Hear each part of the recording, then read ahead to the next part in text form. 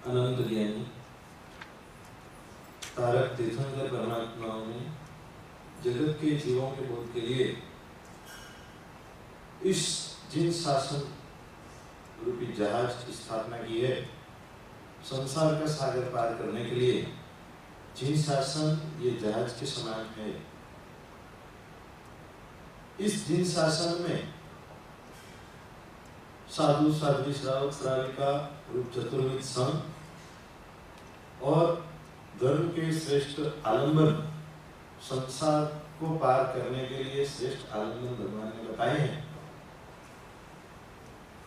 धर्म ये कोई बाह्य वस्तु नहीं है, धर्म ये अंतर की वस्तु है। भगवान ने धर्म का माप, कितना धर्म है, कितना व्यक्ति धर्मिष्ठ है, कितना वो मोक्ष के करीब है या मोक्ष के दूर है, इसका ज्ञान करने के लिए भगवान ने सीढ़ियां बताई है। मोक्ष मार्ग की 14 सीढ़ी, इसे कहते हैं 14 गुण स्थान। गुण स्थानक, गुण मतलब वर्च्यूज, वैल्यूज, यानी कोई भी अच्छे संस्कार जो जीव के अंदर हैं उसे गुण कहते हैं।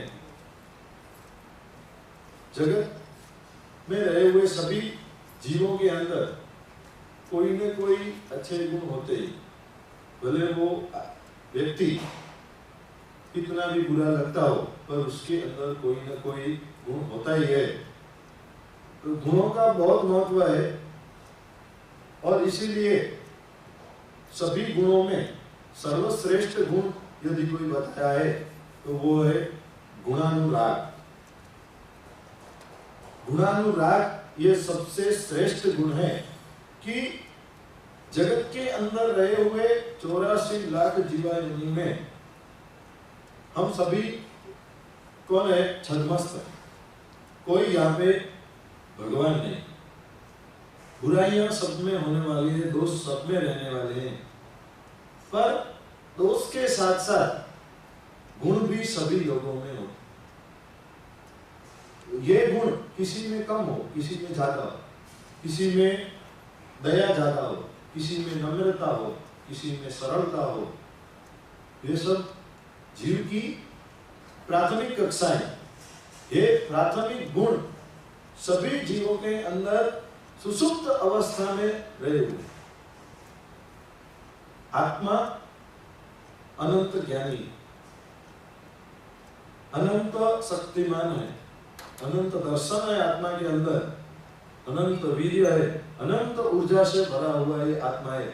आत्मा की शक्ति कितनी है इसकी गिनती नहीं है, इसलिए अनंत कहा है, जिसका कोई अंत नहीं। इतनी आत्मा की शक्ति, पर आत्मा की शक्ति को हमने विकसाया है, आत्मा की शक्ति को प्रकट किया नहीं। आत्मा शक्ति यदि जागृत हो, आत्मा का ज्ञान हो और आत्मा शक्ति का अनुभव हो तो मोक्ष तो करेगी।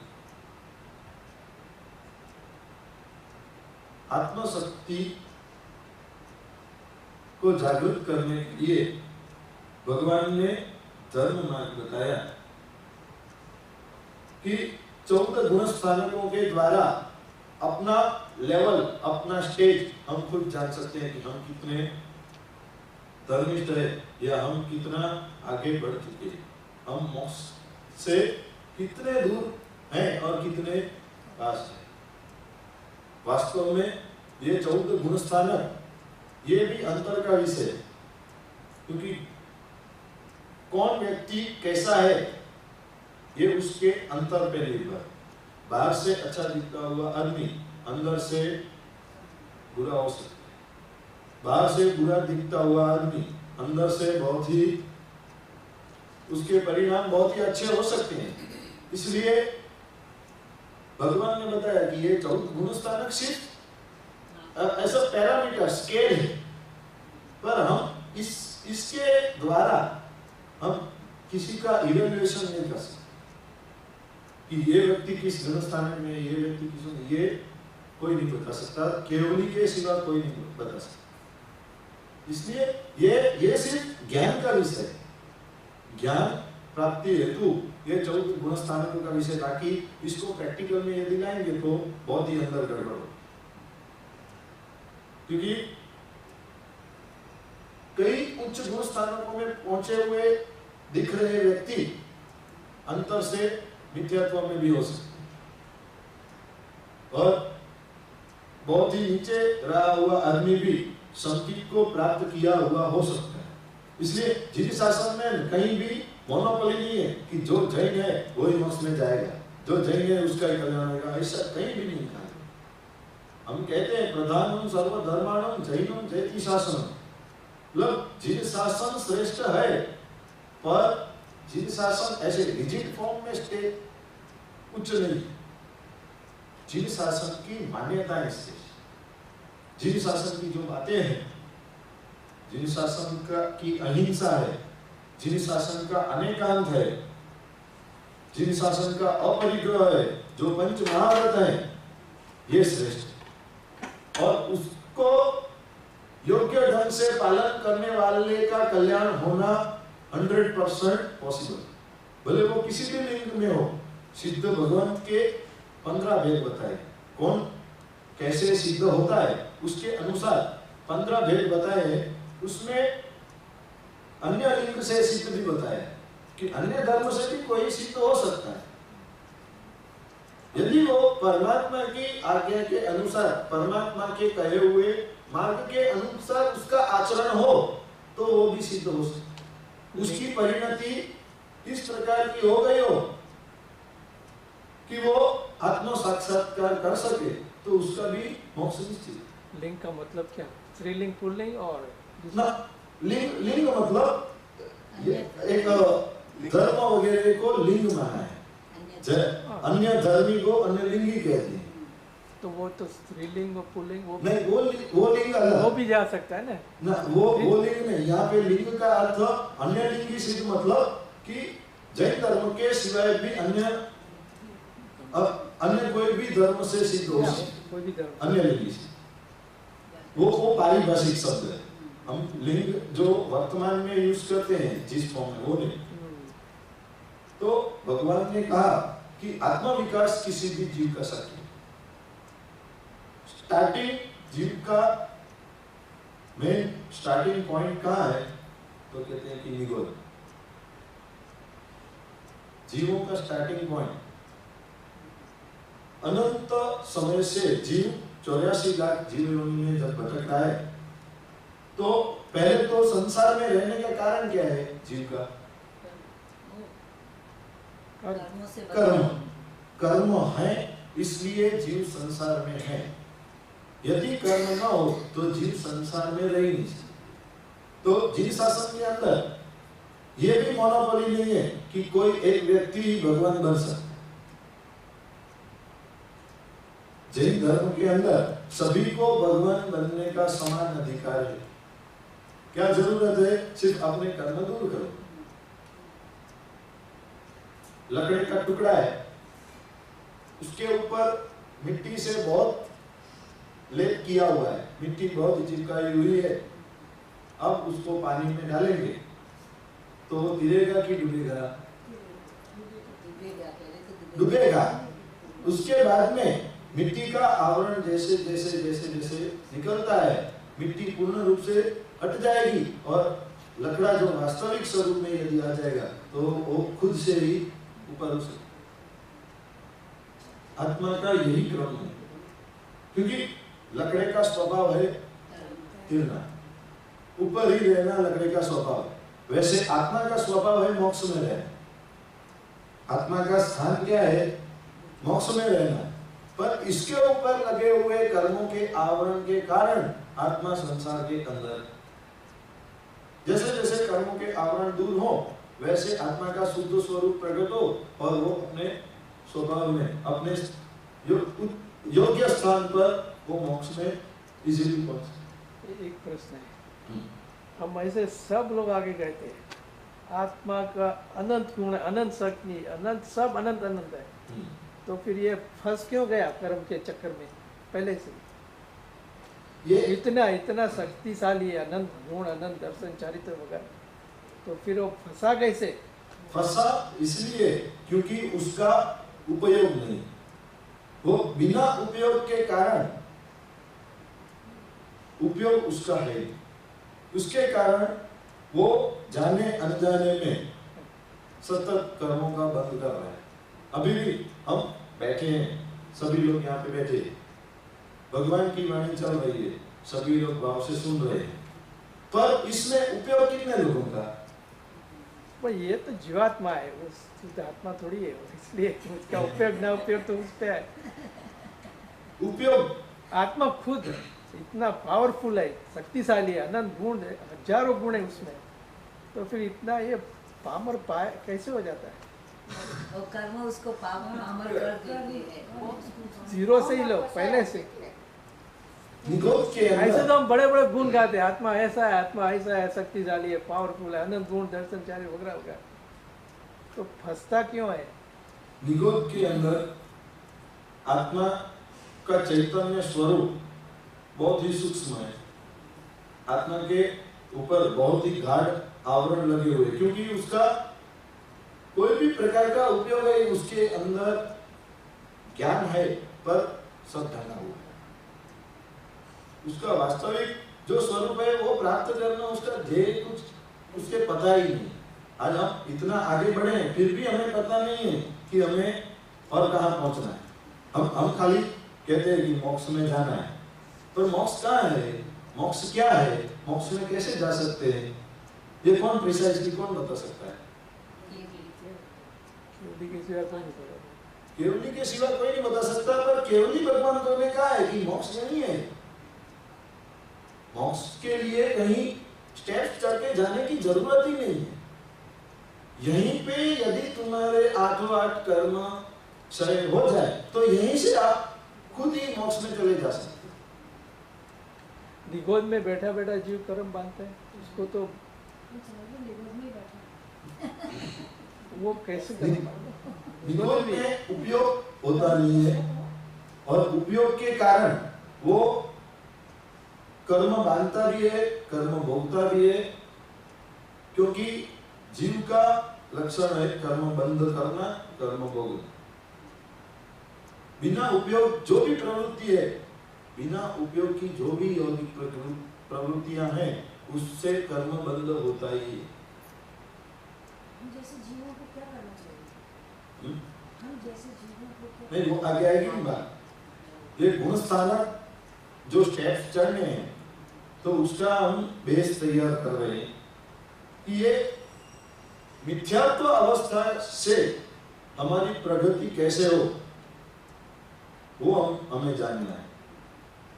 मिथ्यात्व अवस्था के अंदर क्या होता है कि सभी कर्मों का गाढ़ आवरण होने के कारण, और उसमें भी सभी कर्मों में प्रधान कर्म कौन? मोहनीय कर्म। आठों आठ कर्मों में सबसे भयंकर में भयंकर मोहनीय कर्म, क्योंकि मोहनीय कर्म का काम क्या है? ज्ञानावरणीय कर्म का काम क्या है? ज्ञान का आवरण करना। दर्शनावरणीय दर्शन का आवरण करना, वेदनीय वेदना, साता, ये वो सब, ऐसे सबका अलग अलग कार्य है। तो मोहनीय कर्म का कार्य क्या है?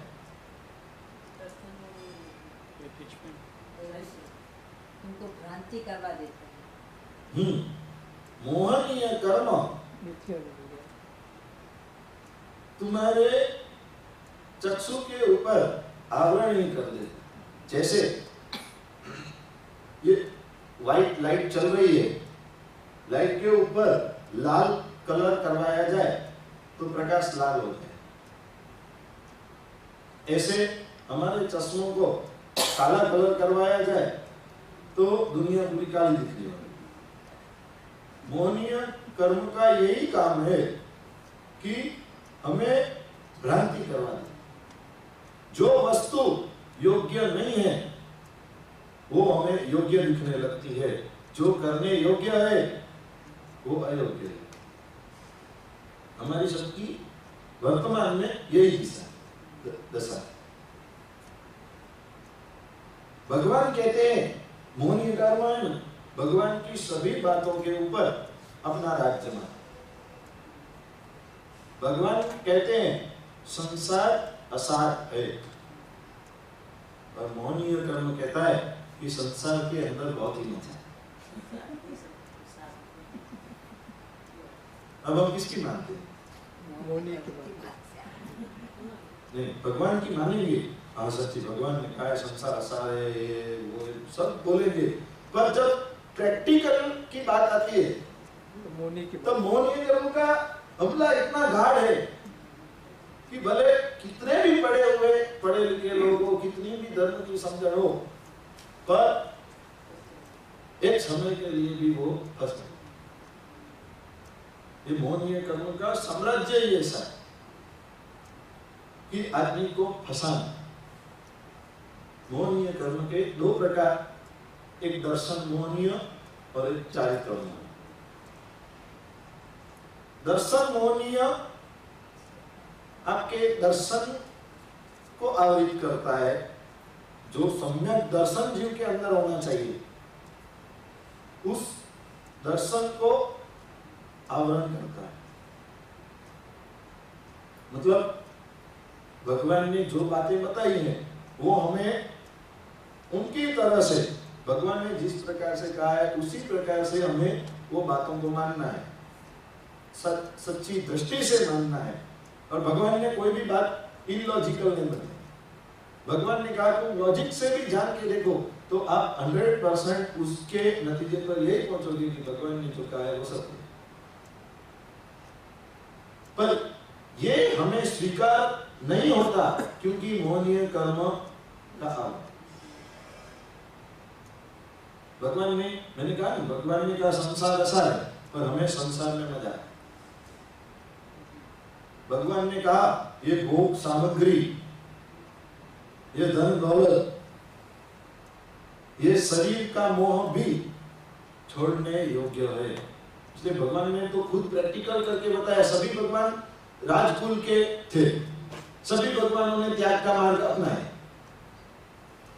और उसमें भी मैं कहूं कि शांतिनाथ, कुंथुनाथ और अरनाथ, तीन भगवान कौन है? चक्रवर्ती की पदवी दी इन्हें, चक्रवर्ती थे ये तीन भगवान खुद। और चक्रवर्ती की रिद्धि सिद्धि कितनी है पता है? 84 लाख हाथी घोड़े पैदल सेना। इनका जो, इनकी सुख साहेबी की इनका वर्णन सुने तो हमारा मगज काम न करे। क्योंकि चक्रवर्ती के पास, मैं एक एग्जांपल देता हूं कि चक्रवर्ती का भोजन कैसा है। तो कहते हैं 1 लाख गाय होती है चक्रवर्ती के पास। पहली गाय का दूध निकाल के दूसरी को पिलाने में आता है, दूसरी का तीसरी को, तीसरी का चौथी को। ऐसी 1 लाखवीं गाय का जो दूध है, उस दूध के मावे की मिठाइयां चक्रवर्ती भोजन है।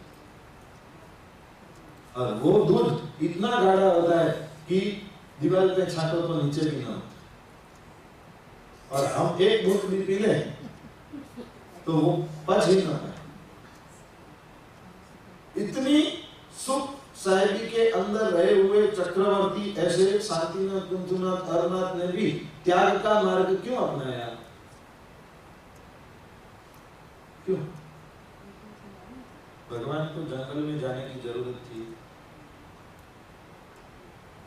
अपने यहाँ के सबके घर हैं, जितनी सुख सगवड़ इसके अंदर है, जितने साहेबी में हम रहे हुए, उससे कई गुना ज्यादा भगवान के पास। हमारे पास तो कुछ नहीं है उनके साथ। पर ये सब भी उन्होंने एक झटके में छोड़ दिया। क्यों?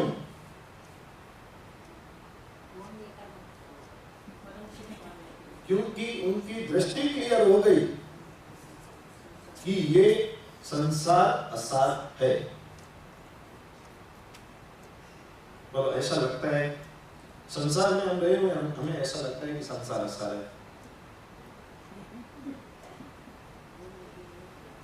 अच्छा लगता है, संसार अच्छा है, संसार भोगने योग्य लगता है, संसार में सुख लगता है।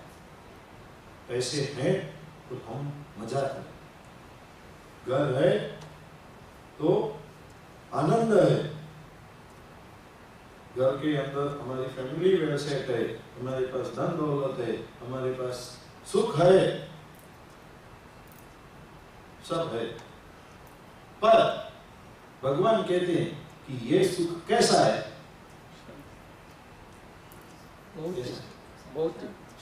भौतिक, अशाश्वत, क्षणिक। ये सुख कैसा है? सबको सबने रख लिया है, सब स्कॉलर है।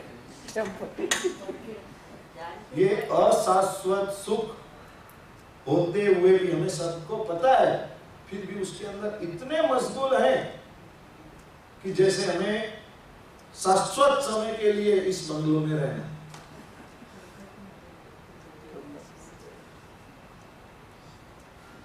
यदि कोई वस्तु शाश्वत हो तो उसका अंत नहीं आना चाहिए। यदि हमारा सुख शाश्वत हो तो उसमें वृद्धि होनी चाहिए, पर उसमें हानि नहीं होनी चाहिए। तीर्थंकर का मोक्ष में जो सुख है वो क्षण क्षण बढ़ता है, कभी घटता नहीं। और हमारा सुख कैसा है? बढ़ता है कि घटता है? घटता है। नहीं, सुख हम लोग मानते हैं। सुख मानते हैं, बराबर है, सुख मानते हैं, चलो सुख मानते हैं, पर सुख बढ़ रहा है कि घट रहा है? घट रहा है भी और टेम्पररी। पैसे हमने $1000 कमाए, उसके बाद $1,00,000 कमाए, उसके बाद करोड़ डॉलर्स कमाए, सुख बढ़ रहा है कि घट रहा है? सुख नहीं बढ़ रहा है, डॉलर बढ़ रहा है, सुख नहीं बढ़ रहा है, स्ट्रेस बढ़ रहा है। ये सुख हमारा सुख का आभास है, क्योंकि इकोनॉमिक्स के अंदर एक थियरी है। इकोनॉमिक्स में एक थियरी है, डिमिनिशिंग मार्जिनल यूटिलिटी। किसी ने पढ़ी हो तो पता नहीं, पर हमें कॉलेज में सिखाई गई, तब उसमें इंटरेस्ट नहीं आया था, और अब पता चल रहा है। संसार का जो सुख है ना, ये डिमिनिशिंग मार्जिनल यूटिलिटी के कर्व के जैसा है। बढ़ता हुआ लगता है, पर एक स्टेज के बाद नीचे। गुलाब जामुन बहुत पसंद है। पहला गुलाब जामुन खाने में जो आनंद आता है वो दूसरे में नहीं आता, दूसरे के बाद तीसरे में नहीं आता, तीसरे के बाद 10वें में नहीं आता, 10वें के बाद 50वें में।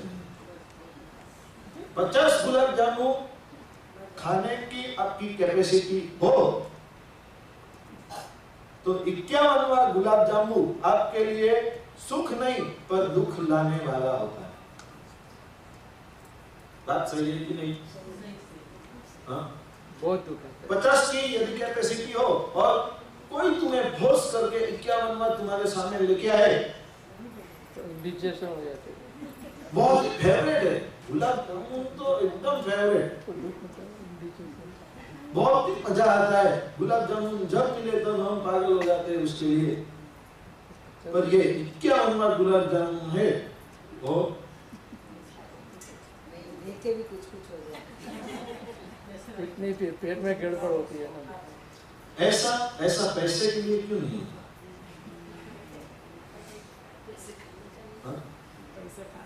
खाने सकते पैसा संग्रह की वस्तु है, संग्रह जमा किए। और ऐसी दशा आती है कि वो पैसा भोगने का जब समय आता है तब, और पैसा भी शाश्वत नहीं है, शाश्वत है। एक बार कमाया हुआ पैसा तुम्हारे पास पूरी जिंदगी तक रहेगा, मतलब शाश्वत काल तक तुम्हारे पास रहेगा, इसकी गारंटी नहीं है। या पैसा तुम्हें छोड़ के जाएगा या तुम पैसे को छोड़। दोनों शाश्वत नहीं। दोनों कुछ भी शाश्वत नहीं है, एक आत्मा के सिवाय कुछ शाश्वत नहीं। भगवान ने कहा घर शाश्वत नहीं है, परिवार शाश्वत नहीं है, शरीर शाश्वत नहीं है, पैसा शाश्वत नहीं है, सुख शाश्वत नहीं है, कुछ भी शाश्वत नहीं है। सर्वम क्षणिकम, आज है कल नहीं, परसों है, कुछ नहीं कैसे। इसलिए उसके अंदर भगवान ने कहा कि उसके अंदर लीन मत बनिए। है सब मिला है बराबर, सब इतना प्राप्त किया है, प्राप्त कर रहे हैं, मेहनत, संसार में रहे हुए लोगों को पैसा भी जरूरी है। वो भी भगवान ने कहीं ऐसा नहीं कहा कि भाई पैसा बंद कर दो, कमाओ मत, ऐसा भगवान ने नहीं। या परिग्रह की एक लिमिट, सोना है, ज्वेलरी है, आपकी कोई लिमिट ज्वेलरी के अंदर?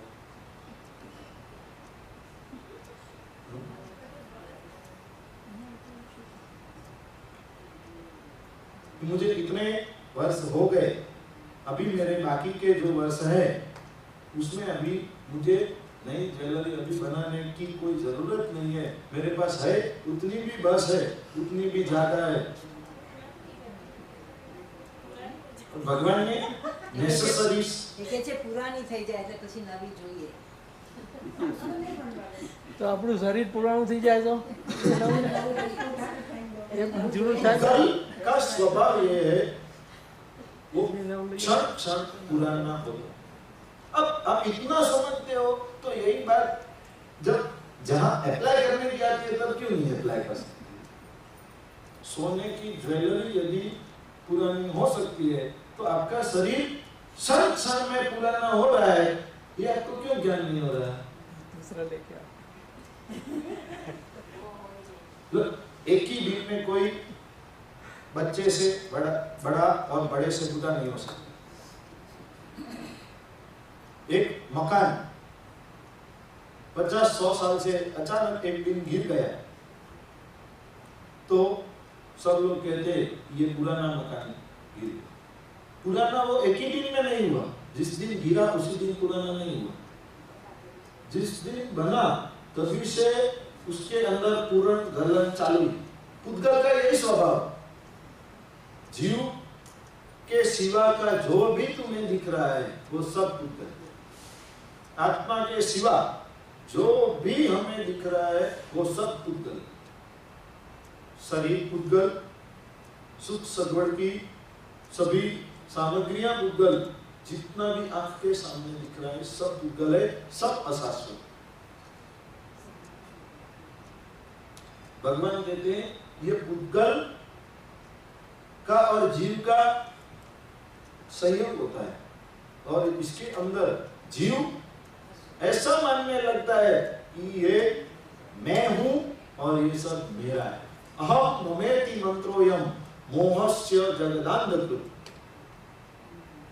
ज्ञानसार के अंदर बताया अहम ममेति मंत्रोयम मोहस्य जगदान्धकृत, मैं और मेरा ये मोह का मुख्य मंत्र है और इसने सारे जगत को अंध किया है। मैं कौन हूं? कोई तुम्हें पूछे आप कौन हो, आपकी आइडेंटिटी क्या बताओ?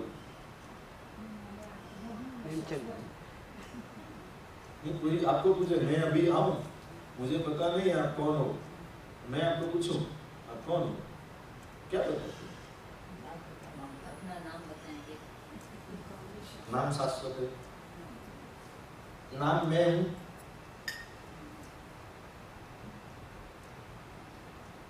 मैं श्रेणी हूं, मैं आत्मा हूँ। ये शरीर का नाम श्रेणी. ये हमारी बेसिक, हमारा बेस ये भी क्लियर नहीं। हम कौन है? आत्मा है। वास्तव में यह शरीर अपने को चिपका हुआ है और हम ये शरीर नहीं है। ये शरीर तो एक पुद्गल है, तो शरीर को भी चमकाने और सजाने धजाने की कोई आवश्यकता नहीं। भगवान ने कहा आप आत्मा हो तो आत्मा को चमका। और आत्मा कैसे चमकता है? तो कहते हैं गुणों से।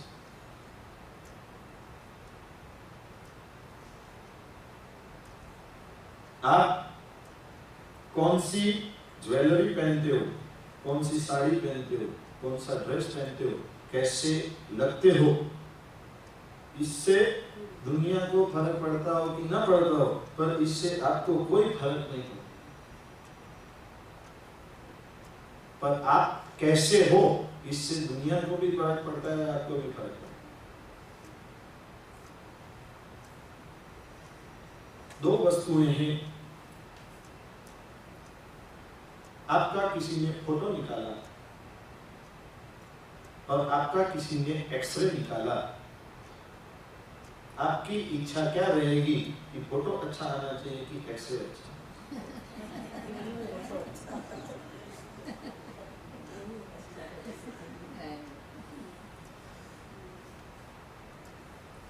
फोटो एक बार अच्छा न आए तो भी चल जाए, पर एक्सरे हमारा अच्छा आना चाहिए। बराबर है? किसी की ऐसी तो मान्यता नहीं ना, तो एक्सरे खराब आए, इसके अंदर बीमारियां हो तो भी चले, पर फोटो बहुत ही अच्छा आना चाहिए। किसी की ऐसी मान्यता?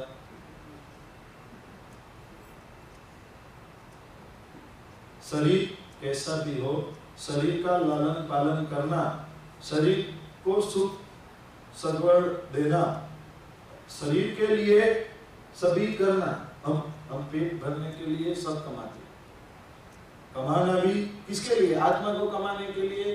कोई बस आत्मा को खाना नहीं है, पीना नहीं है, कुछ आराम नहीं चाहिए, कुछ गाड़ी बंगला मोटर कुछ नहीं चाहिए। ये सब हम किसके लिए कर रहे हैं? शरीर। सारी जिंदगी शरीर के पीछे दौड़ते दौड़ते दौड़ते दौड़ते जिंदगी का अंत आ जाए, उससे पहले भगवान कहते हैं कि आत्मा की भी चिंता करो। शरीर की बहुत ही चिंता की, शरीर में जरा भी तकलीफ आई तो उसकी बहुत केयर की, पर आत्मा के अंदर क्रोध की तकलीफ है तो उसको तुरंत केयर क्यों नहीं करते? आत्मा में क्रोध, मान, माया, लोभ, आप खुद ही जान सकते हैं कि मेरे आत्मा में कितना क्रोध है। आपको खुद को अनुभव होगा, किसी और को बताने की जरूरत नहीं। कोई और बता नहीं सकता कि ये व्यक्ति क्रोधी है, ये व्यक्ति ऐसा है वैसा है। वो नहीं, आपको खुद ही एहसास होगा कि मेरे अंदर कितना क्रोध रहा हुआ है। तो उसके क्योर के लिए हमारी कोई भी प्रवृत्ति है, मतलब एक्सरे हमारा खराब है, हमें भाव का रोग लगा हुआ है और वो रोग दूर करने के लिए हम कोई उपाय नहीं करते।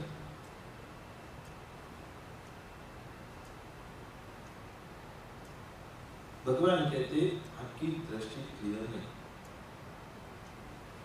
दर्शन मोहनीय कर्म ने आपके ऊपर हमला कर दिया है, आपके ऊपर साम्राज्य जमाया हुआ है कि जिसके कारण आपको दुनिया में दोष दिखेंगे, खुद में दोष नहीं दिखेंगे।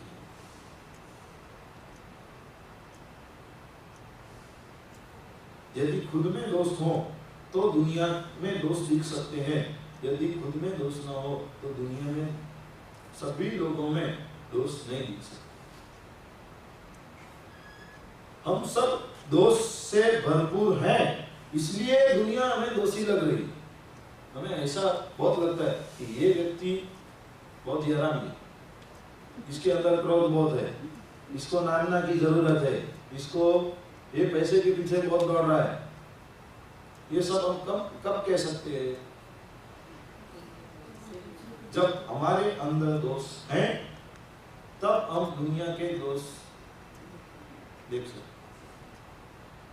कभी आपने सुना कि भगवान ने अपनी वाणी में कहा,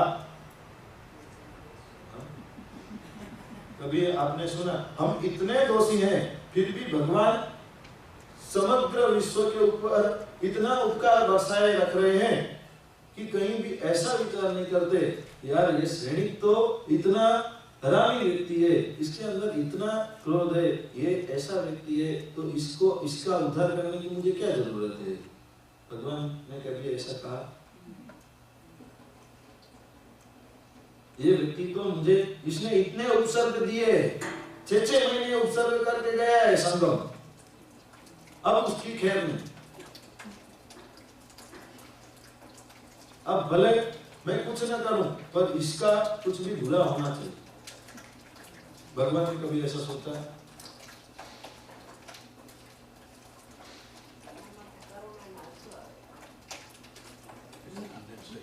भगवान ने उसके लिए भी करुणा बहाई। क्यों? क्योंकि भगवान की दृष्टि क्लियर है कि सभी लोग के शाश्वत स्वरूप को भगवान देखते हैं। हम क्या करते हैं?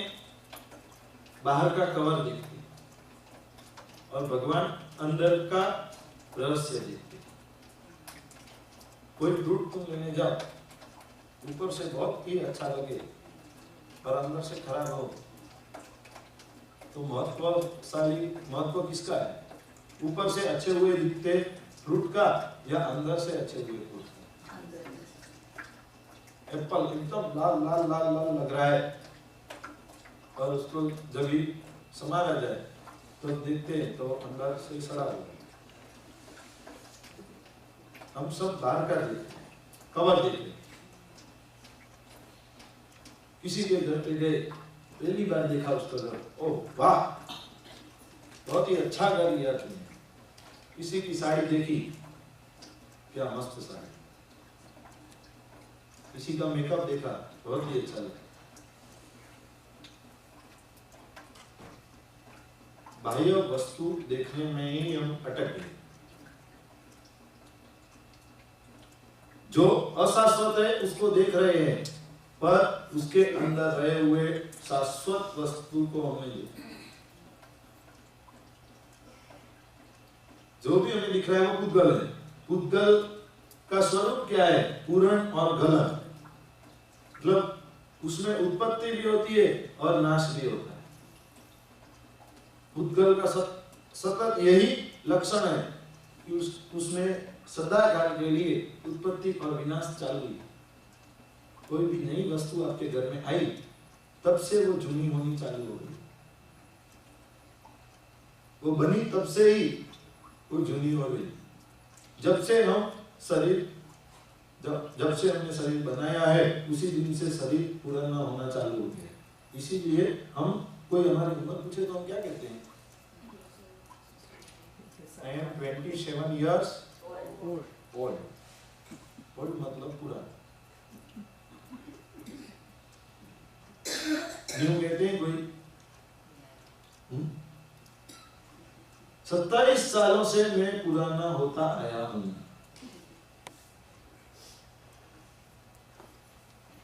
पुद्गल का स्वरूप ये।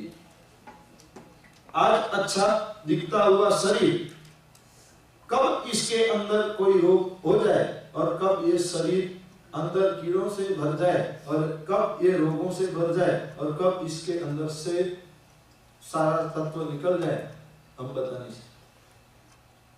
सनत कुमार चक्रवर्ती की बात आती है ना, 2 देव उनकी परीक्षा करने आए। सनत कुमार चक्रवर्ती स्नान कर रहे थे।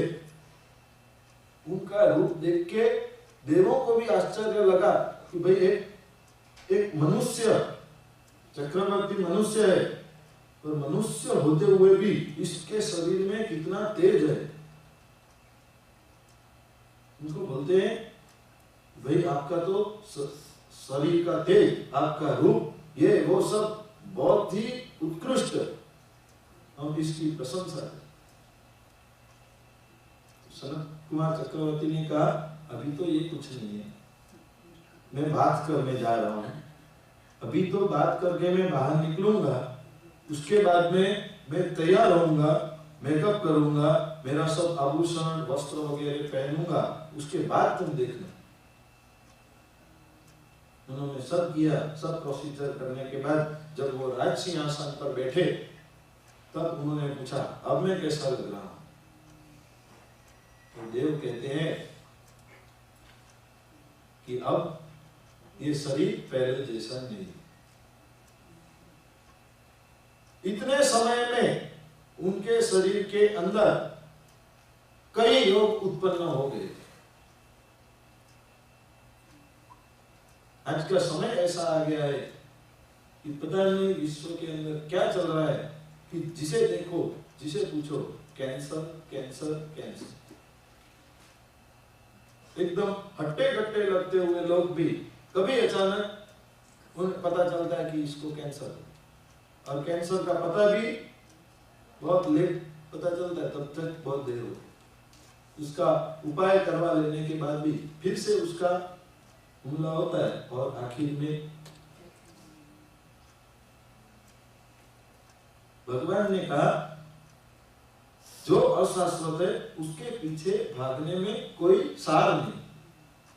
शरीर अशाश्वत है, एक दिन सभी को जाना है, और जब जाएंगे तब कुछ भी साथ में आने वाला नहीं है। सबको पता है, सबको पता है। फिर भी हम ऐसे रहे हुए हैं कि जैसे या तो हम यहाँ शाश्वत काल के लिए रहेंगे या फिर जाएंगे तो साथ में। बोलो साथ में लेके जाना अलाउड हो तो आप लेके जाएंगे नहीं?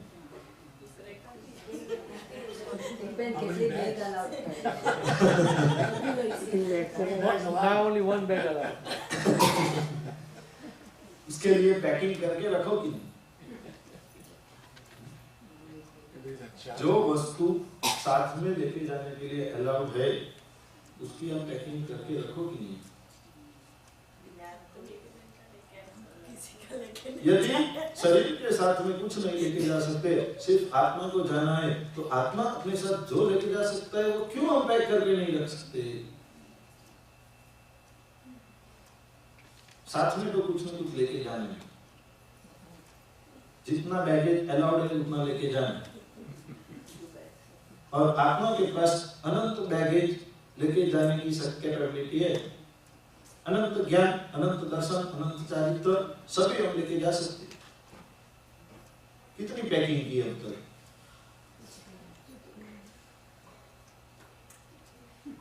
अनादि से किए, अनादि से किए। अनादि से सम्यक ज्ञान, सम्यक दर्शन, सम्यक चारित्र की है या मिथ्या ज्ञान, मिथ्या दर्शन, मिथ्या चारित्र वगैरह? मिथ्या की। जब तक सम्यक दर्शन नहीं आता तब तक ज्ञान सम्यक नहीं होगा, चारित्र सम्यक नहीं होगा, तप सम्यक नहीं होगा, कितना भी किया हुआ धर्म सम्यक नहीं होगा। जब तक दृष्टि क्लियर नहीं है तब तक सब वेस्ट वेस्ट और वेस्ट। मिथ्यात्व की अवस्था यही पहला गुण स्थानक मिथ्यात्व करता है। मिथ्यात्व के अंदर कोई बताने जैसी वस्तु नहीं, वो गुण है ही नहीं उसके अंदर, पर सभी आत्मा के अंदर रहे हुए सुसुप्त अवस्था के गुणों को दर्शाने के लिए और आत्मा का बेस स्टार्टिंग पॉइंट बताने के लिए मिथ्यात्व को गुण स्थान के रूप में पहला स्थान दिया। The wrong bag, right? That's the incorrect bag. जो वस्तु अलाउड नहीं है, जो वस्तु स्क्रीनिंग होने पर निकाल दी जाएगी, पैकेज में जो वस्तु अलाउड नहीं है वो वस्तु हम ले रहे हैं। वेपन्स अलाउड हैं, फिर भी क्रोध, मान, माया, लोभ, ये सब वेपन्स हम जमा करके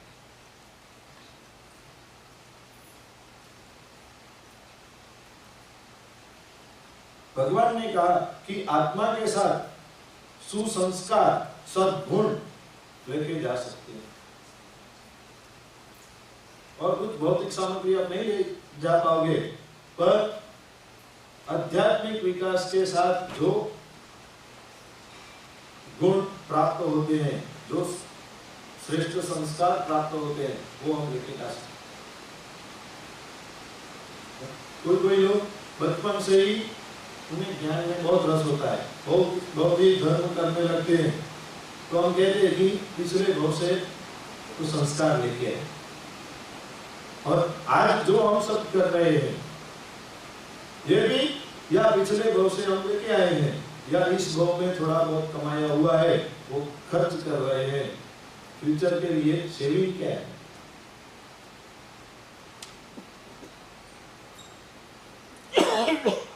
सेविंग करते हो हम इंडियंस लोग ज्यादा, हम सब इंडियंस मोस्टली सेविंग्स ज्यादा करते हैं, खर्च से ज्यादा हम सेविंग्स करेंगे, फ्यूचर का ज्यादा सोचते हैं।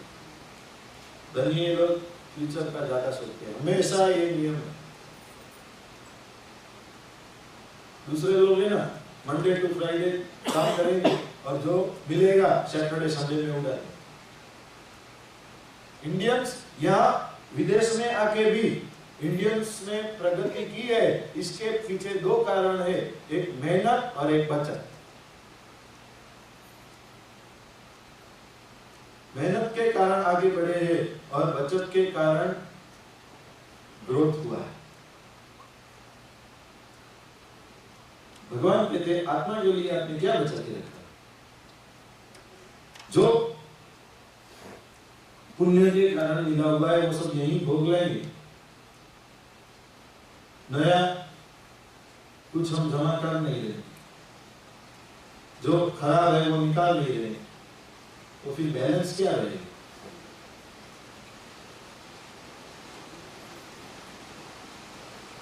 भगवान कहते हैं गुणों को एकत्रित करना ये सर्वश्रेष्ठ कला है, गुणानुराग ये सर्वश्रेष्ठ कला है। मैंने पहले भी शायद कहा था कि आदिनाथ भगवान ने खुद ने गुणानुराग की कला सिखाई, तीर्थंकर भी गुणानुराग कर,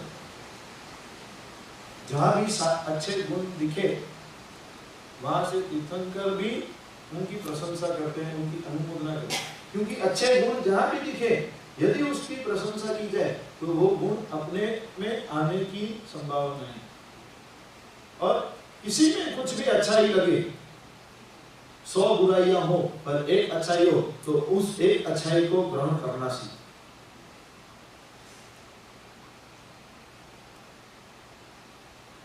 भगवान आदिनाथ ने भरत महाराजा ने संवत्सरण में पूछा, आपके संवत्सरण में कोई व्यक्ति भविष्य में तीर्थंकर होगा कि नहीं?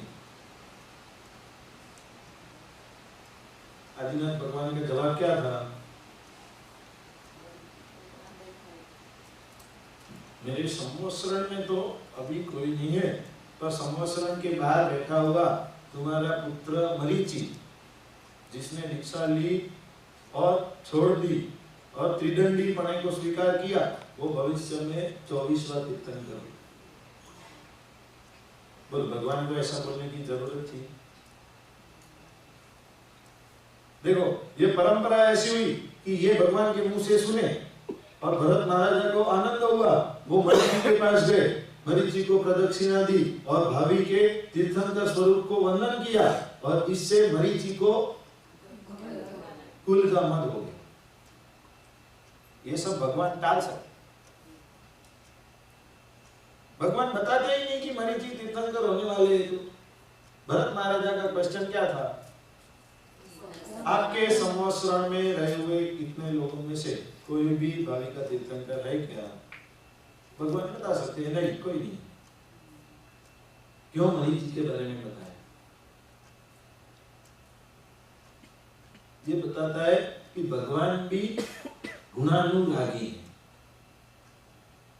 भले वो मरीचि ने दीक्षा छोड़ दी है पर उसके अंदर भी गुण रहे हुए हैं, वो भी भविष्य में तीर्थंकर होने वाला है। कृष्ण महाराजा सारी सेना के साथ जा रहे हैं, रास्ते में एक कुत्ती मर गई है, वो ऐसे ही सड़ी पड़ी है। सारी सेना उसके पास से जाती है तो नाक को ढांक कर जाती है, बहुत ही भयंकर दुर्गंध आ रही है। अपना डायरेक्शन चेंज करके सब जा रहे हैं कृष्ण महाराज जानबूझ के उसके बाजू में से जाते हैं, उसे देखते हैं और कहते हैं कि इसके दांतों की बत्तीसी बहुत ही अच्छी लगी।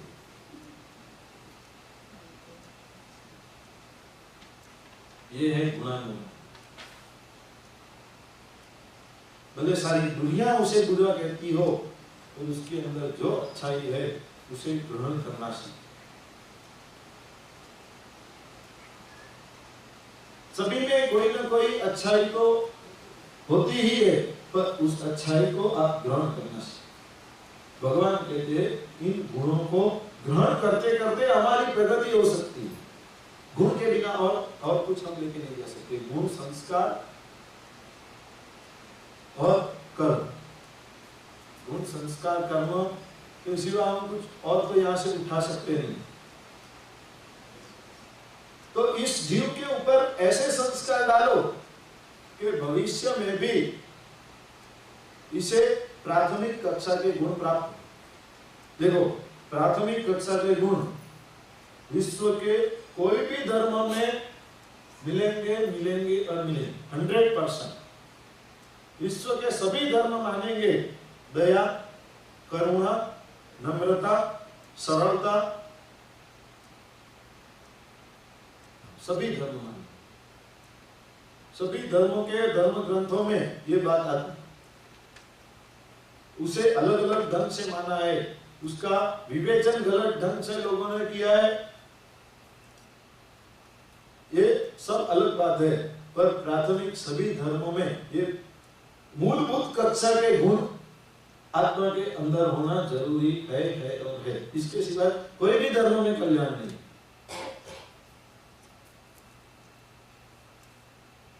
अपनी बात चल रही थी मोहनीय कर्म की। दर्शन मोहनीय और चारित्र मोहनीय।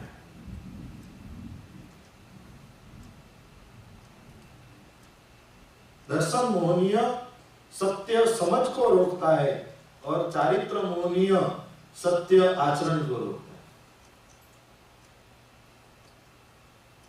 यदि समझ ही क्लियर ना हो तो आचरण तो हमारा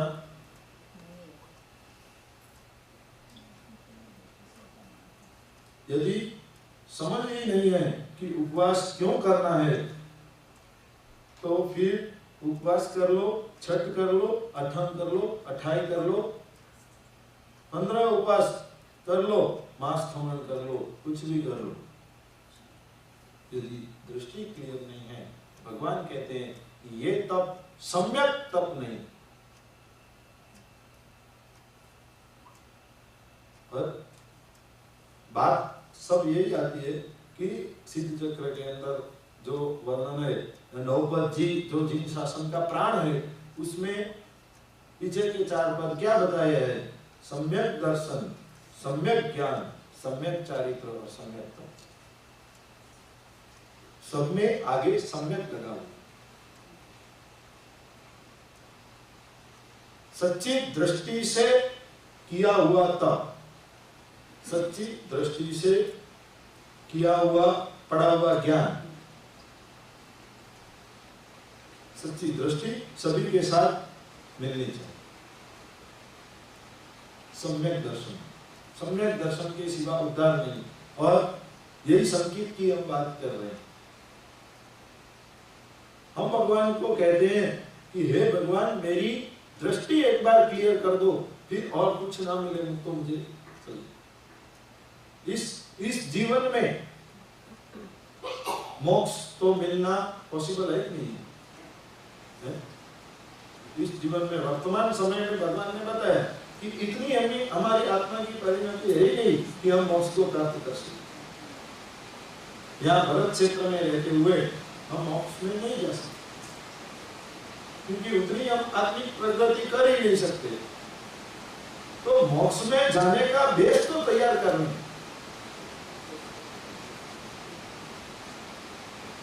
हमें जाना है कैलिफोर्निया और हमने फ्लाइट पकड़ी है न्यू जर्सी।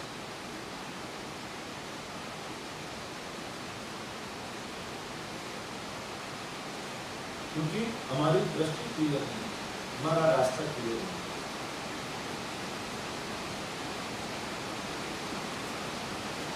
कहीं भी जाना हो आप निकलो, आप तैयारी करते हो कि तुम्हें कैलिफोर्निया के लिए निकलना है, तो ऐसे ही कोई भी फ्लाइट में बैठ जाते हो, कोई भी फ्लाइट में बैठ जाओ तो कैलिफोर्निया पहुंच जाओगी? नहीं, कैलिफोर्निया जाने के लिए कैलिफोर्निया की ही फ्लाइट पकड़नी पड़ेगी। वैसे ही मोक्ष में जाना हो तो मोक्ष का ही मार्ग पकड़ना पड़ेगा।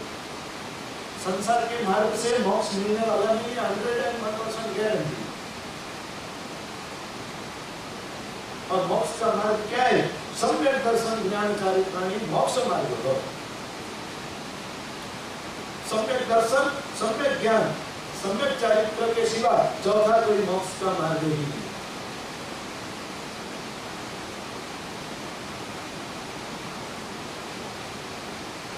ज्ञान प्राप्ति क्यों जरूरी है?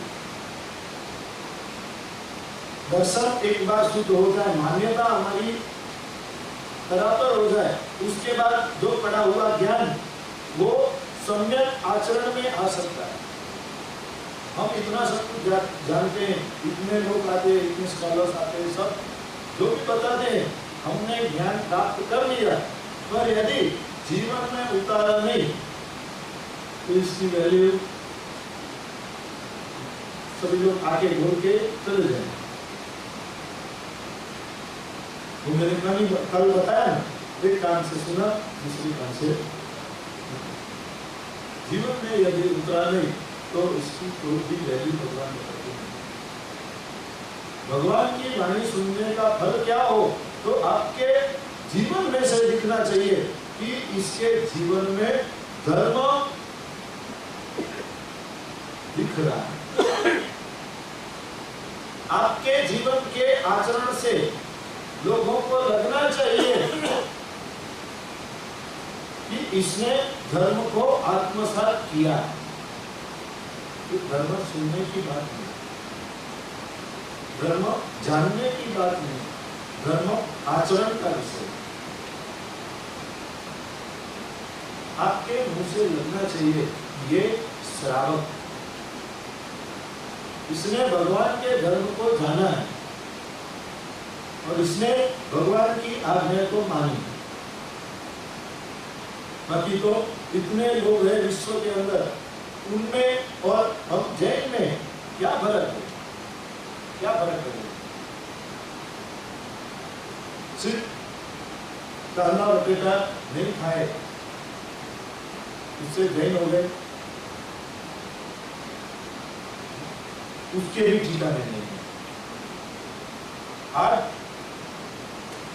अन्य धर्म के लोगों में, अन्य सभी लोगों में जैन धर्म के प्रति आदर। सबको ये बात का गर्व है, सबको ये बात पता है कि जैन का बच्चा कभी कांदा लहसुन बटाटे नहीं खाए, और इसके लिए ही वो लोग जैन दाबेली, जैन पाव भाजी, वो सब जैन बने, क्योंकि उनके मगज में छाप है कि जैन लोग ये सब नहीं खाते। और हमें तो कुछ पड़ी,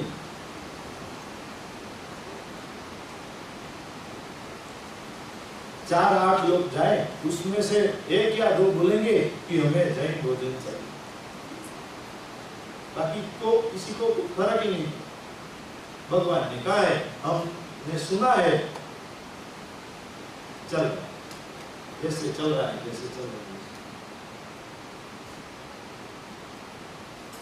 भगवान कहते हैं जो भी ज्ञान आप प्राप्त करो उसको ज्ञान तक ही सीमित मत रखो, पर प्रवृत्ति के अंदर उसको उतार।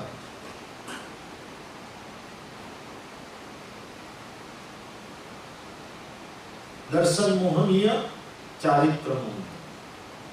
दर्शन यदि सम्यक हो जाए, भगवान की दृष्टि के साथ हमारी दृष्टि मिल जाए, भगवान ने जो कहा वो हमें सत्य लगने लगे। भगवान ने ऐसा कहीं नहीं कहा, कहीं पे फोर्स नहीं किया कि मैं जो कह रहा हूं वही सत्य है। भगवान ने ऐसा कभी नहीं किया, किसी को फोर्स नहीं किया कि मेरी मानो, जैन धर्म का स्वीकार करो। भगवान ने किसी को पकड़ के बिठाया नहीं, वी आर फ्री। हम सभी को भी अन्य धर्म में अच्छा लगता है लोग, तो बहुत लोग कन्वर्ट होते हैं, पर हमारे सामने तो साक्षात एग्जाम्पल है। भगवान महावीर के 11 गंधर्व कौन थे? ब्राह्मण। और सभी के मन में कोई न कोई शंकाएं थी। भगवान को केवल ज्ञान प्राप्त हुआ, भगवान ने देशना की शुरुआत की। पहली देशना तो निष्फल गई, दूसरी देशना के अंदर इंद्रदूती गौतम आए। उन्हें अभिमान इतना जोर था कि मेरे सिवाय और कोई ज्ञानी नहीं है, मुझे पूर्ण ज्ञान है, मेरे सिवाय ये कोई सर्वज्ञ, ये सब ढोंग है। भगवान ने बहुत ही प्रेम से उसे बुलाया, हे इंद्रदूती गौतम आओ। आधा अभिमान टूट गया। कोई बड़ी व्यक्ति आपको स्नेह से बुलाए तो आपको उसके प्रति आदर है।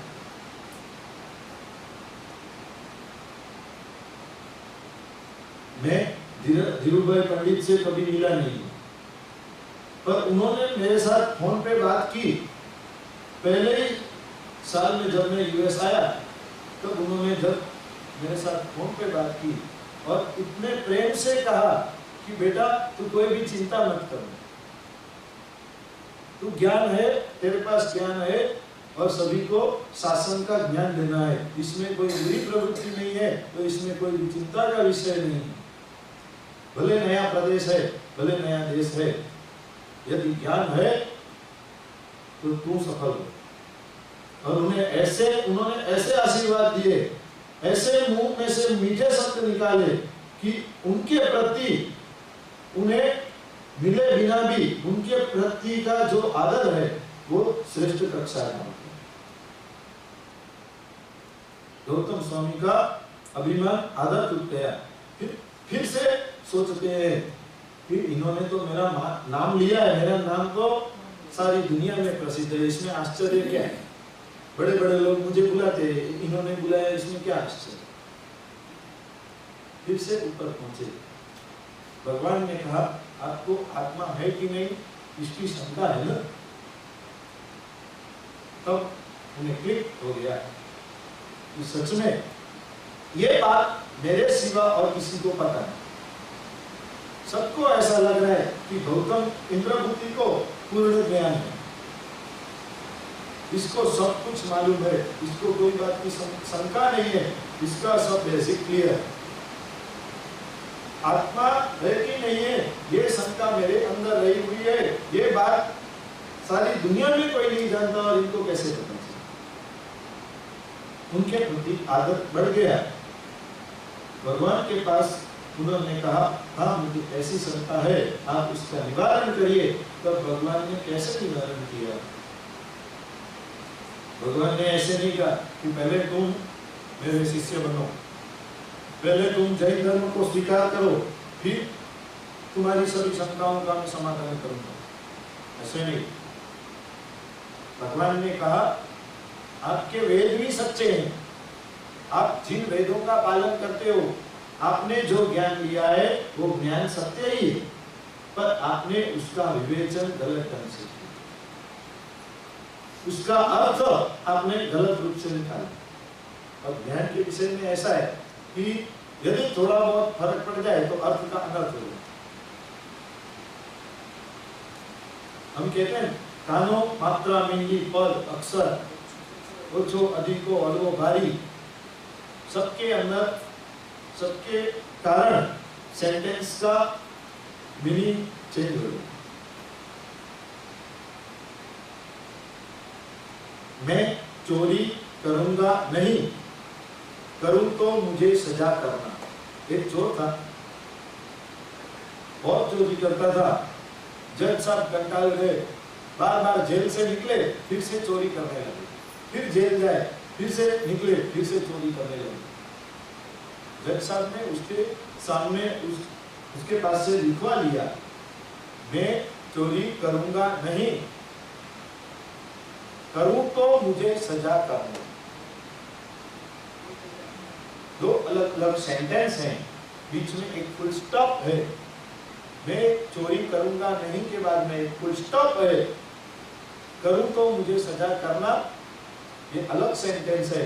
ये चोर ने बड़ी चालाकी से 2 सेंटेंस में एक फुल स्टॉप एक शब्द के आगे लगा दिया। मैं चोरी करूंगा, फुल स्टॉप, नहीं करूं तो मुझे सजा करना। एक फुल स्टॉप का महत्व कितना है?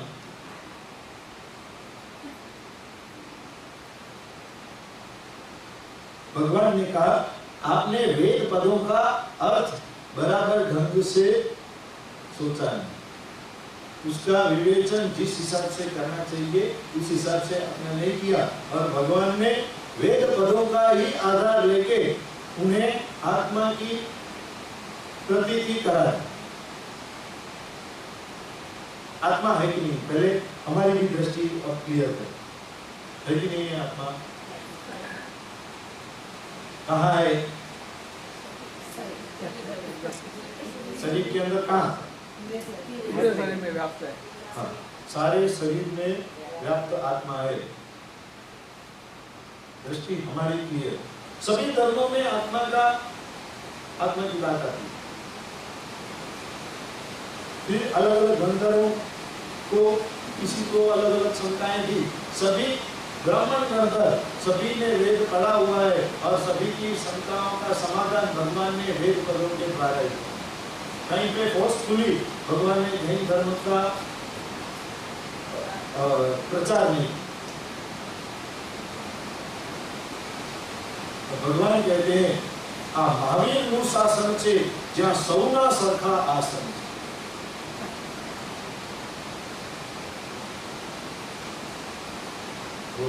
गीत की रचना हुई है आ महावीर નું શાસન છે, આ महावीर નું શાસન છે, જ્યાં સૌના સરખા आसन छे, ज्यां सौना सरखा आसन छे, आ महावीरनु शासन छे। भगवान के पास चोर लुटेरों ने भी दीक्षा ली, राजाओं ने भी दीक्षा ली, गरीबों ने भी दीक्षा ली, और भगवान के शासन में झाड़ू पोछा करने वाले भी आए, उन्होंने भी दीक्षा ली। पर भगवान कहते मेरे शासन में सभी का आसन समान, कोई कुछ और नहीं चले। इसलिए जिन शासन में ये नियम है, कोई भी दीक्षा ले, जो पहले दीक्षा ले वो बड़ा होता है, जो बाद में दीक्षा ले वो छोटा है, क्योंकि उसको वृत्ति पहले प्राप्त हो गई, वृत्ति उसके हाथ में पहले आ गई, ओघा उसके हाथ में आ गया, तो उसकी परिणति पहले सुधर गई, तो वो बड़ा हो गया।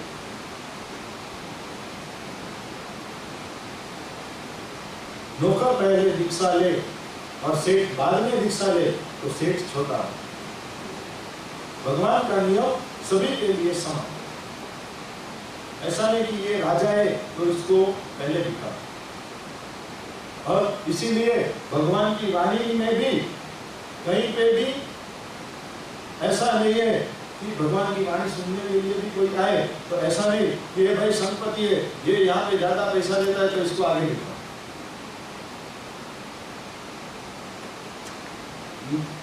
लेट आए पीछे बैठे। आनंदगंज जी महाराज एक गांव में प्रवचन दे रहे थे। आनंदगंज जी आपने नाम सुना होगा, अवधूत योगी थे, आत्मा के अंदर लीन थे, संसार के साथ उन्हें कोई लेना देना नहीं। उनका संबंध सिर्फ आत्मा के साथ था। दुनियादारी कुछ भी हो, दुनिया में कुछ भी नियम हो, उससे मुझे फर्क नहीं पड़ता, मुझे आत्मा के बारे में। एक गांव में गए विहार करते करते, और उस गांव का नियम कि गांव के नगर से जब तक न आए तब तक व्याख्यान चालू होता है। गांव के नगर से आके पहले बैठे, इसके बाद ही व्याख्यान की शुरुआत होती है। कई सालों से ये नियम चल रहा है और उस दिन ऐसा हुआ कि नगर से तो कुछ काम आ गया और इसके कारण थोड़े लेट हुए और आनंद गंजी महाराजा टाइम के पक्के 10:30 बैठ गए व्याख्यान करने। सभी ने कहा कि यहाँ पे हमारा रिवाज ऐसा है, सेठ नहीं आएंगे तब तक व्याख्यान नहीं। आनंद गंजी महाराजा ने कहा मुझे किसी की परवाह नहीं, मुझे भगवान की वाणी कहनी, इसके लिए मुझे सेठ की आवश्यकता नहीं। जो आए हैं उनका समय मैं बर्बाद नहीं करूंगा। सेठ गुस्सा होते हुए आते हैं, आनंद गंजी पर क्रोध निकालते हैं कि इतने सालों से चली आ रही प्रथा आपने ऐसा क्यों किया। आनंद गंजी ने कहा कि मैं संघ का अन्न खा रहा हूं, मुझे संघ का उपकार मेरे ऊपर, संघ का समय में बर्बाद नहीं कर सकता, सारे संघ को मैं आपके लिए रुका नहीं सकता। और ऐसा हुआ कि उस दिन, अगले दिन या उस दिन कुछ सेठ ने आनंद गंजी महाराजा को कपड़ा दिया था, कपड़ा ओढ़ाया था, तो उन्होंने उसी दिन वो कपड़ा पहना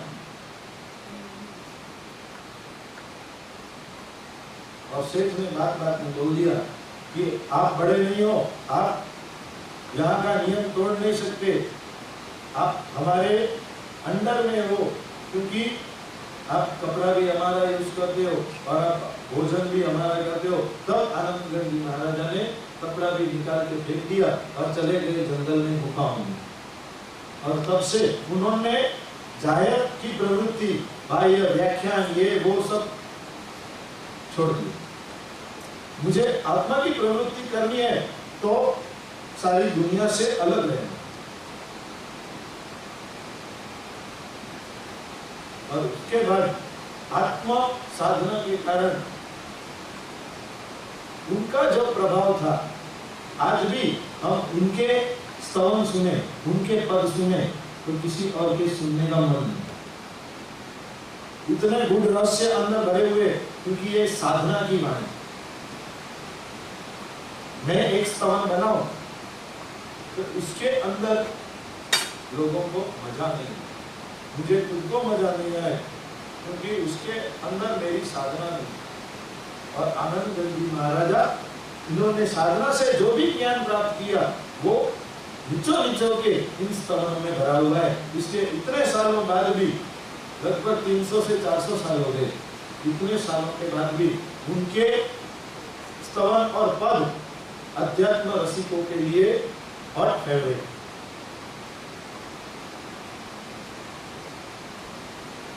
आनंद गंजी का प्रभाव दिन प्रतिदिन जब बढ़ता गया, नाम होता गया, ये महापुरुष है, साधक आत्मा है, तब लोग उनके पीछे भागने लगे। उन्हें भी ऐसा लग रहा था कि लोग मेरी साधना में डिस्टर्ब करेंगे, इसलिए मोस्टली वो गुफाओं में रहते थे, कभी बाहर नहीं आते। एक बार वो यशो विजय जी से मिले। ये भी प्रसंग इतना श्रेष्ठ है कि यशो विजय जी महाराज योग के परम साधक, योग के कारण उन्होंने बहुत ही प्रसिद्धियां प्राप्त, उपलब्धियां, सिद्धियां प्राप्त की थी और जाहिर में सबको सिद्धियां बता रहे। उस दिन सारा गांव जमा हुआ और यशो विजय जी महाराज ने योग के ऊपर प्रवचन शुरू किया। उनके पास ऐसी सिद्धियां थी कि पाद के ऊपर बैठे और प्रवचन चालू करे और फिर ऐसे वायु के अंदर वो उठ जाते हैं कि पाद भी नीचे से निकाल दी जाए तो वो स्टिल रहते। इतनी सिद्धियां उन्होंने प्राप्त कर ली और लोगों को वो चमत्कार बताना शुरू किया। लोग तो एकदम प्रभावित हो गए कि ये बड़े महात्मा, बहुत ही यौगिक महात्मा। और उस दिन व्याख्यान के अंदर इतने लोग भरे हुए थे, इन्होंने योग के ऊपर टॉप लेवल का व्याख्यान दिया।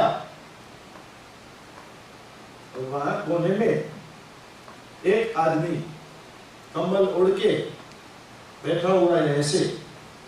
सारी सभा को उसमें व्याख्यान में इंटरेस्ट जागा, पर उस आदमी को इंटरेस्ट नहीं लगा। यशो विजय जी महाराजा ने उन्हें पूछा, भाई आपको कुछ समझ तो आ रहा है कि नहीं? सभी को इतना आश्चर्य लग रहा है, सब जन इतना ग्रहण कर रहे हैं। वो ऐसे नीचे मुंडी करके बैठे थे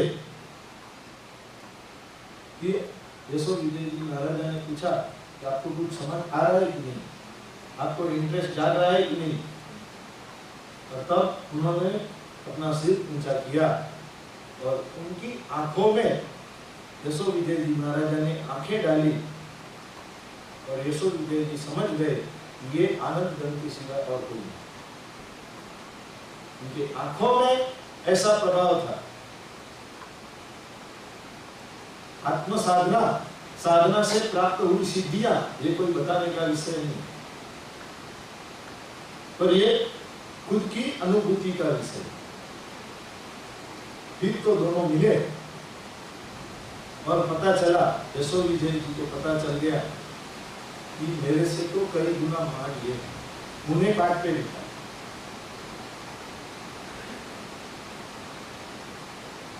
आनंद धन जी महाराजा, इन्हें भी इतनी सिद्धियां प्राप्त हुई थी, इन्होंने भी कभी कभी उनका उपयोग किया था। क्यों? ये सिद्धियों का उपयोग साधु साधु जी भगवंतों को प्राप्त होता भी है, साधना से प्राप्त हुआ है पूर्व के समय में, पर उन्होंने शासन के लिए उसका उपयोग किया। आत्मा के अंदर रही हुई शक्तियां बाहर आ सकती, बताने का विषय नहीं है। तो ये शक्तियां, आत्मा के अंदर शक्ति है, ये पॉसिबल है कि नहीं? ये आप 100% इसका अनुभव आप कर सकते। आज हमें लग रहा है कि हमें ज्ञान नहीं चल रहा। लोगों को पूछें तो लोग बोलेंगे कि अब 25, 30, 40 की उम्र हो गई, अब ज्ञान नहीं चल रहा। ज्ञान की हमें एलर्जी, गाथा कंठस्थ न करनी हो, ज्ञान पढ़ना न हो, तो ये हमें बहाना मिल गया है कि अब बढ़ती उम्र में ज्ञान नहीं चलता। ऐसा किसने कहा है? किसने कहा? ऐसा रूल है? कोई रूल है? मैं 79 की उम्र वाले एक व्यक्ति से मिला हूं। उन्होंने 60 इयर्स की एज में उन्होंने रिटायरमेंट ली थी और तब तक उन्हें सिर्फ नौकार आता था। और रिटायरमेंट के बाद उन्होंने शुरुआत की 79 की एज में। उन्होंने 2 प्रतिक्रमण पूरे किए थे और आगे 5 प्रतिक्रमण की ओर बढ़ रहे। मैंने बोला आपको क्या जरूरत है, अब तो आपकी जिंदगी पूरी होने वाली, अब पीछे का समय है, अब तो इतना ज्ञान चढ़ता भी नहीं होगा और इतनी मेहनत कर, इतना स्ट्रेस करते करते अब आप क्यों इतना करें? उन्होंने कहा कहीं भी बाहर गांव जाना हो, हम बैग की पैकिंग करते हैं, कपड़े सामान सब भरते हैं और ऊपर क्या रखते हैं? बैग की आप पैकिंग करो, कहीं बाहर जाना हो बैग की पैकिंग करो, पहले कपड़े भरते हैं, जरूरी चीज वस्तुएं सब भर लेते हैं, उसके बाद ऊपर क्या रखते हैं? टॉवेल। ऊपर टॉवेल लास्ट में रखते हैं और इसके बाद में हम प्रवास करके अपने डेस्टिनेशन पर पहुंच के जब बैग खोलें तब पहले क्या निकलते हैं? जो वस्तु लास्ट में रखी गई है वो पहले निकलती है। वैसे वो बापा ने मुझे कहा कि अब जीवन के लास्ट स्टेज में मैं ज्ञान पढ़ रहा हूं, तो अगले ग्राउंड में मुझे शुरुआत से ही ध्यान पढ़ने का मन है।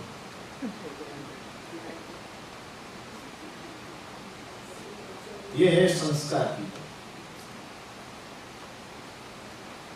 कोई 4 जन से फ्रेंडशिप हो तो उनका नाम, एड्रेस, ड्राइविंग का डायरेक्शन, उसका फोन नंबर, उसके घर का उसके लड़के कितने हैं, नाम क्या है, उसका लड़का क्या क्या करता है, ये वो सब दुनियादारी हमें इजीली याद रह जाती है। तो ध्यान पढ़ने की बात जब आए हमें याद नहीं। ये सिर्फ एक बहाना।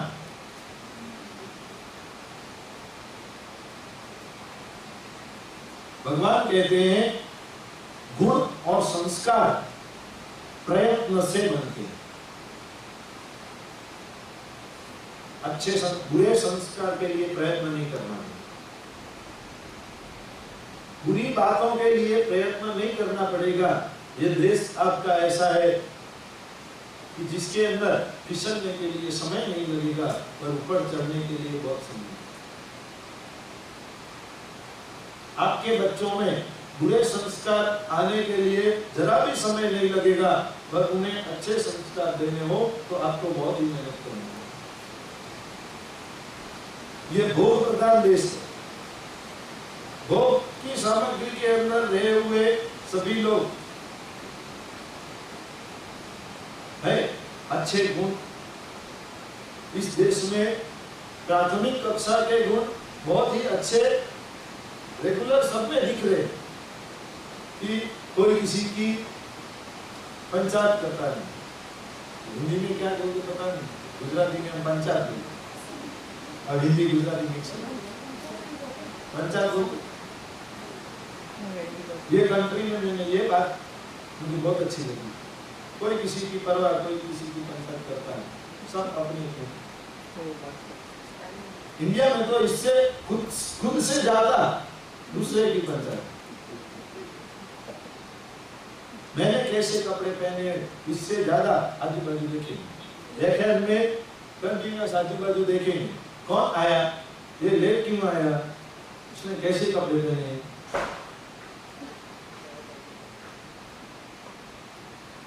भगवान कहते हैं बुरे संस्कार, बुरे गुण इजीली मिल जाएंगे, पर अच्छे संस्कार और अच्छे गुणों को प्राप्त करने के लिए पुरुषार्थ करना। ये गुणस्थानक ऐसे ही ऊपर नहीं चल सकते। 14 स्टेप्स है, पर पहले से चौथे स्टेप, मतलब दूसरे 2 स्टेप है ना डाइवर्जन वाले हैं, वो उतरने के समय काम आते हैं। पहला स्टेप से बाद में डायरेक्ट चौथे स्टेप पर हम चढ़ सकते हैं। सम्यक्त्व ये चौथा गुणस्थान है। मिथ्यात्व के बाद सम्यक्त्व की अवस्था है। अब ये सम्यक्त्व क्या है? मिथ्यात्व की बातें हमने बहुत देखी कि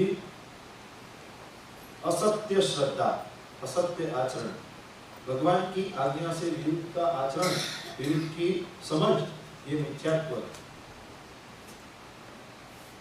मिथ्यात्व को दूर करके हम यदि प्रगति करें तो सम्यक्त्व का स्टेज आता है। अब ये सम्यक्त्व क्या है, ये हम 1 बजे जानेंगे। 1 से 2 दूसरा सेशन है, तो हम सम्यक्त्व के बारे में जानेंगे। सम्यक्त्व के लक्षण क्या हैं, सम्यक्त्व हमारे अंदर है कि नहीं, इसकी टेस्ट क्या है।